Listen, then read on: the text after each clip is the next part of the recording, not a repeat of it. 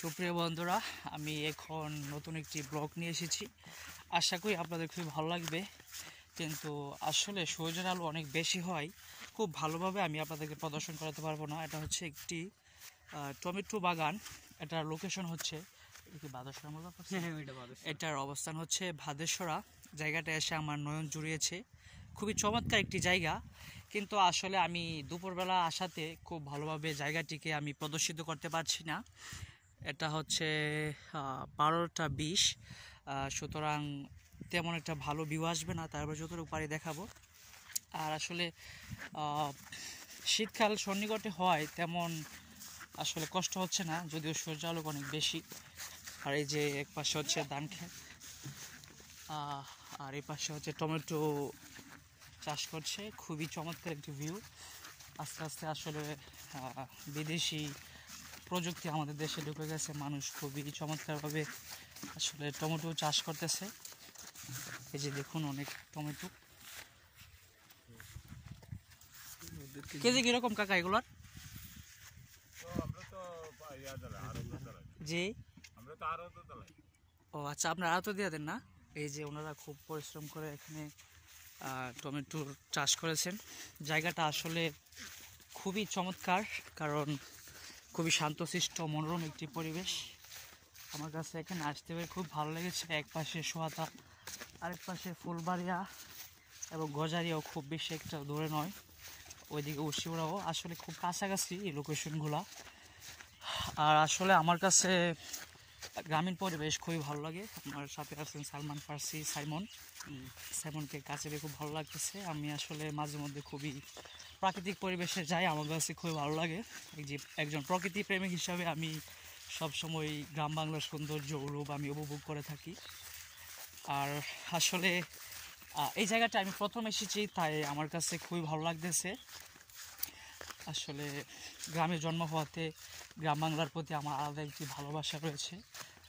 যখনই সুযোগ হয় আসলে ঢাকা থেকে যখন গ্রামে আসি, আমি প্রকৃতির কাছে আসার চেষ্টা করি।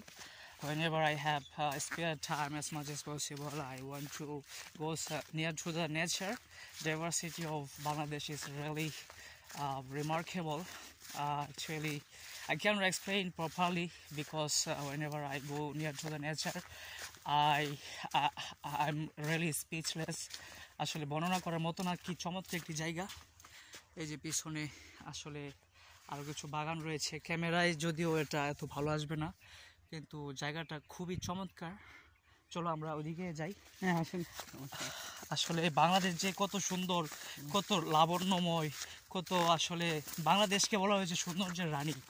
আপনি যদি বাংলাদেশ, আসলে আমাদের দেশটাকে আমরা গুছাতে পারি নাই, এটা আমাদের দেশের জনগণের ব্যর্থতা। আর আসলে আমরা ওইভাবে বাংলাদেশটা গুছাতে পারি না, কিন্তু আমাদের দেশটা খুবই চমৎকার। এত সবুজ শ্যামল পরিবেশ আপনি কোথাও খুঁজে পাবেন না। আর বাংলাদেশ আপনারা জানেন 6টি ঋতু, প্রত্যেকটি ঋতুতে গ্রাম বাংলা তার সৌন্দর্য এক এক রকমভাবে বদলায়। তো এখন এটা হচ্ছে শীতকাল খুবই সন্নিকটে, যদিও এখনও শীতকাল ওইভাবে আসে নাই। আর আসলে এখন যে রৌদ্রটা খুবই সুমিষ্ট লাগছে, মানে রৌদ্রের তাপটা খুব বেশি নেই, তাই হাঁটাচলা করে খুব ভালো লাগছে। আর দুঃখের বিষয় হচ্ছে গ্লোবাল ওয়ার্মিং, ক্লাইমেট চেঞ্জ, মানে যে ক্লাইমেট মানে জলবায়ু যে পরিবর্তন হচ্ছে, এটা খুবই চ্যালেঞ্জিং। বাংলাদেশ প্রায় 32 বছরের রেকর্ড ভেঙেছে, 76 বছরের রেকর্ড ভেঙেছে। এবছর খুবই বাজে জলবায়ু ছিল। তো আসলে এখন খুব ভালো লাগতেছে, কারণ শীতকাল সন্নিকটে হওয়ায় এত একটা রৌদ্র লাগতেছে না। এই যে দেখুন, কি চমৎকার একটি জায়গা, এটা একটি পুকুর, কি চমৎকার একটি ভিউ। সুপ্রিয় বন্ধুরা দেখুন, এটা লোকেশন, এটা কি বাদেশ্বরের মধ্যে পড়ছে? Oh my god, Badeshwara is not a little village, it's really bigger like কাসাইট। এটা অনেক বড় একটি গ্রাম। বাদেশ্বরা আসলে গ্রামটা বড়ই, কিন্তু আসলে জনসংখ্যা কম হওয়ায় এবং একটু খণ্ড খণ্ড থাকাই তেমন বোঝা যায় না। খুবই বিশাল বড় এই যে জায়গাটা, আমার এত ভালো লাগতেছে, আমার হৃদয় ছুঁয়ে গেছে। দেখুন সুপ্রিয় বন্ধুরা, এটা একটা ফিশারি। এখানে অনেক ধরনের মাছ চাষ করা হচ্ছে।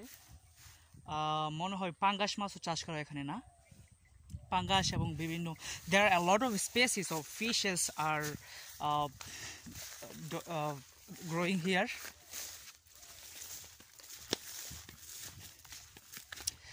আসলে আমি দীর্ঘদিন যাবৎ ব্লগ বানাই না, নানাবিধ ব্যস্ততার কারণে আসলে সময় হয়ে ওঠে না, তাই আমি এখন একটি ব্লগ বানাচ্ছি।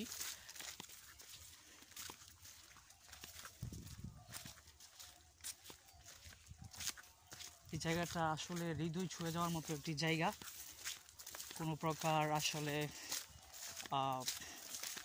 শহরের মতো এত কোলাহলযুক্ত নয়, চমৎকার একটি জায়গা।